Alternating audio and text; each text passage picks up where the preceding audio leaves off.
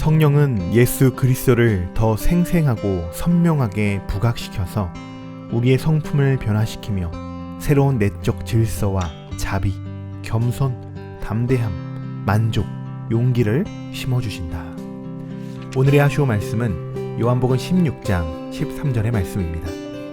그러나 진리의 성령이 오시면 그가 너희를 모든 진리 가운데로 인도하시리니 그가 스스로 말하지 않고 오직 들은 것을 말하며 장래 일을 너희에게 알리시리라. 아멘. 오늘은 2022년도의 하반기를 시작하게 되는 첫날이 되었습니다. 복음을 살다 캘린더도 다시 반대로 이제 뒤집어서 첫 장을 넘기게 되었는데요. 캘린더를 넘기면서 이런 생각이 들었습니다. 벌써 7월이구나. 하루하루가 정말 어떻게 지나가는지도 모를 정도로 빨리빨리 지나가는 것 같습니다. 그 이유는 다른 곳에 있는 것이 아니라 우리가 그만큼 하나님 안에서 기쁨으로 하루하루를 살아가고 있기 때문이다 라고 저는 믿습니다. 그러니 매일 하루가 즐겁고 행복한 것이죠. 진짜 행복한 사람은 누가 봐도 행복하지 않은 상황임에도 불구하고 행복하다고 말하며 그 행복함을 느낄 수 있는 사람입니다. 그런 한 사람이 저와 여러분들이 되시기를 주님의 이름으로 간절히 축원합니다. 그렇게 우리가 살아가기 위해서 매일매일 하나님의 말씀을 붙드는 방법밖에는 없습니다. 이제 남은 하반기에도 지금까지 해오셨던 것처럼 기도와 말씀으로 늘 무장하시는 여러분들이 되시기를 소망합니다. 오늘 본문 말씀에서도 우리를 인도하시는 분은 누구시며 또 우리를 어디로 어떻게 인도하실지 일깨워주는 말씀입니다. 성령이 오시면 그가 너희를 모든 진리 가운데로 인도하고 계신다 라고 기록되어 있습니다. 요한복음 8장 32절의 말씀에도 이러한 말씀이 있죠. 진리가 너희를 자유케 하리라. 사랑하는 성도 여러분, 우리에게 있어 참된 진리는 무엇일까요? 우리를 자유케 하는 것이 진리라고 말합니다. 또 사람들은 자유를 원합니다. 자유해지고 싶어 합니다. 그렇다면 어떤 진리가 우리를 정말 자유케 할 수 있을까요? 요한복음에서는 특별히 다른 복음서보다 진리에 대해서 강조하고 있습니다. 사복음서 중 다른 복음서에서는 진리라는 단어를 딱 한 번씩만 사용하고 있는데 요한복음에서는 진리라는 단어가 총 24번이나 등장을 하고 있죠. 이것은 요한이 그만큼 진리가 무엇인지를 강조하고 있다는 것입니다. 요한복음 14장 6절의 말씀에서 예수님께서 진리에 대해서 잘 설명해 주신 말씀이 있습니다. 예수께서 이르시되 내가 곧 길이요 진리요 생명이니 나로 말미암지 않고는 아버지께로 올 자가 없느니라. 아멘. 예수님이 자신을 어떻게 소개하고 있습니까? 내가 곧 길이요 진리요 생명이니라고 말씀하고 계십니다.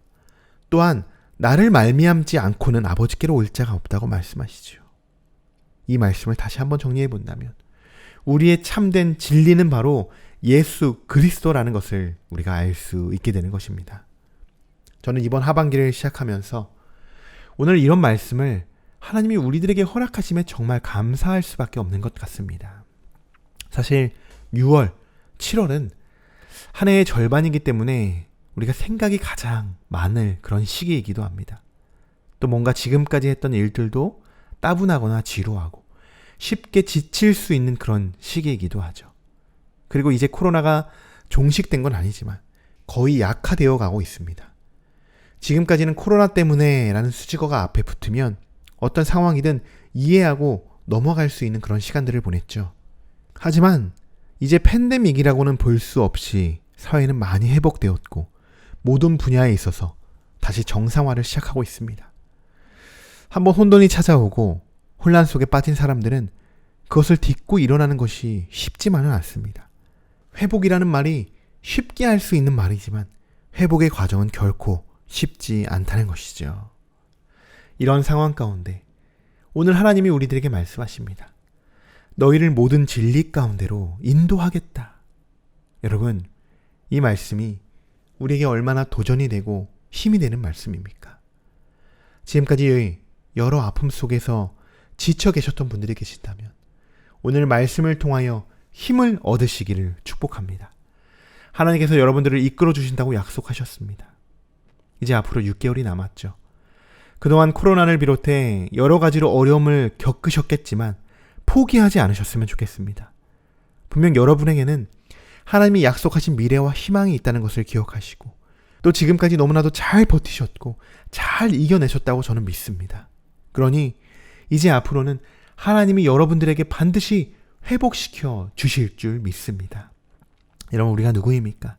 하나님의 자녀 아닙니까? 우리 아버지 되신 하나님께서 우리를 그냥 내버려 두시 않으실 것입니다. 오늘 이 시간 우리가 월삭 하쇼를 묵상하면서 앞으로 하반기를 이끌어 주실 하나님을 기대하고 또 하나님이 우리를 통해 일하실 것을 우리가 한번 그림으로 그려봤으면 좋겠습니다. 지금 여러분들에게 큰 도화지 한 장이 주어졌다고 생각해 보십시오. 그리고 그곳에 여러분이 그리고 싶은 것, 앞으로 기대하고자 하는 기도 제목들을 한번 그려보는 거죠. 우리의 소망도 한번 도화지에 그려보는 것입니다. 저는 하나님이 저에게 주신 도화지 위에 함께하는 교회를 그리고 그 안에 12가정을 한번 그려봤습니다. 상상만 해도 너무 기뻐요.